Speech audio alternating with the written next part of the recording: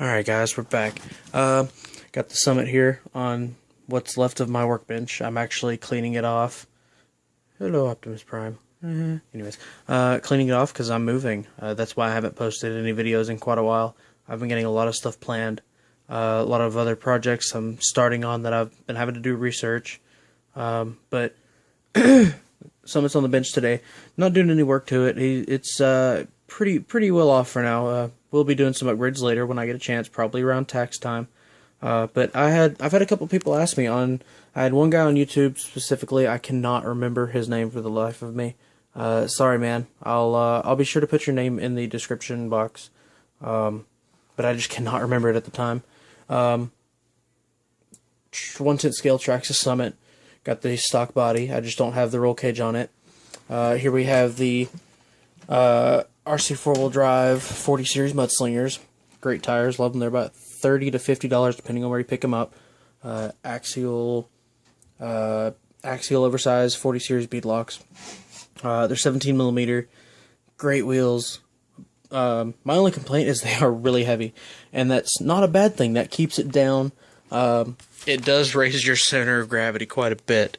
I mean, here's something everybody can relate to. Here's a can of WD-40 right up against the chassis, and you can see it's about right there. So yeah, they're really heavy. Great tires. It's just the stock motor has trouble turning them. The question I've been asked is what are you running, or how are you running them? How are they set up? And so I'm going to kind of cover that today. These axial wheels are 17 millimeter, but as you can see, I don't have the 17 millimeter on there. So what I have, give me just a second.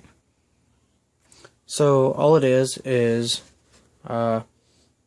this is not exactly it. It's just a different set, but this is the focus. This is the locking wheel nut for the Emax, the 16 or the not 16, the 3903 model, or brushed, however you want, whatever model it is. I can't remember, but it's the brushed Emax, the newer one. They're 14 millimeter hex instead of the 17 millimeter because it's not brushless. So that's what I like about it. I like these a lot more than the 17 mils. I know the 17 mils are a lot stronger, less likely to strip out, but I've always had a problem with 17 millimeter with the pin that holds, or the set screw that holds it onto the axle. I've always had a problem with those, no matter how much thread lock I use, how little thread lock I use. Even from the day I bought them, and they came in the Traxxas packaging already having thread lock on them, they still would not stay in for some weird reason on my Summit or my Emax. So I just went to the 14 millimeter, and the way it works is in the wheel here there's a little washer. Let's see if I can pull that out.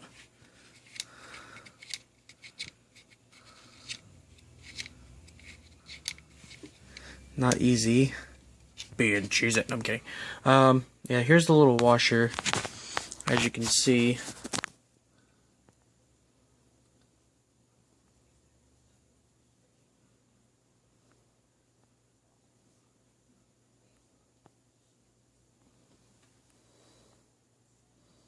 there we go, trying to get it to focus. There's the washer. Not the exact washer, but when you buy the axial wheels, they do come with a set of 14 millimeter adapters for the MG or MT, something like that, and it says Revo. It doesn't say Summit, but it's the same thing essentially. And so the way it is if I can get the wheel out of there, come on.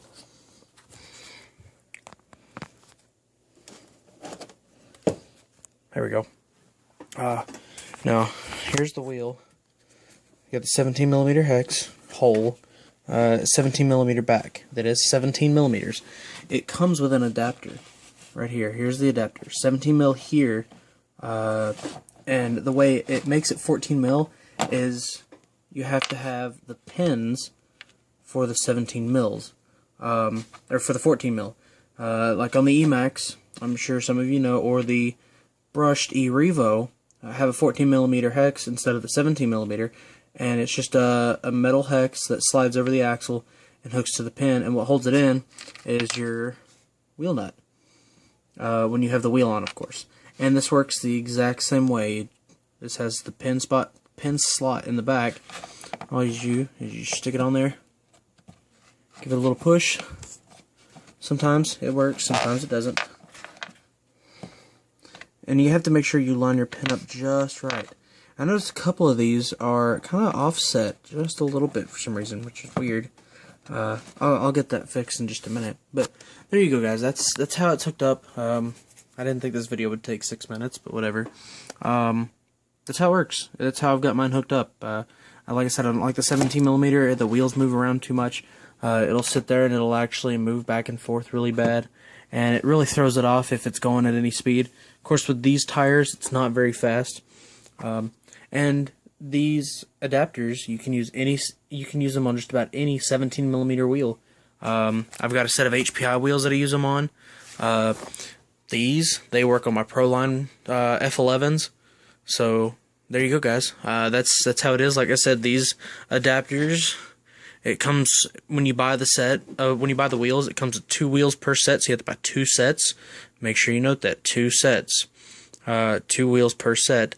And it comes with 4 of these. Like I said, 2 for the MT or MG, whatever it is, and the Erevo, Summit, Emax, whatever you're gonna run these wheels on. Because these wheels aren't just for these tires. You can put other tires on here. Look on Google. Google search it. Facebook, Facebook, I guess. Google Plus. If you've got any RC groups on there, you'll see them. YouTube. You can look on anywhere that has RC cars and almost see them used on a lot of vehicles. But there you go, guys. Like I said, they try not to repeat myself here, but yeah, they come with the wheels. You get 4 of these, and they're the exact same. All the 4 look to be the exact same to me. I couldn't find any difference with the exception of I don't think it had this little lip on the back here that you can see. That's about the only difference that I can see. And I use the ones with the lips just so it gives a little space between the bearing and the actual adapter. So thanks for stopping by, guys. I hope you enjoy it, and I hope this helps you out a lot. Thanks.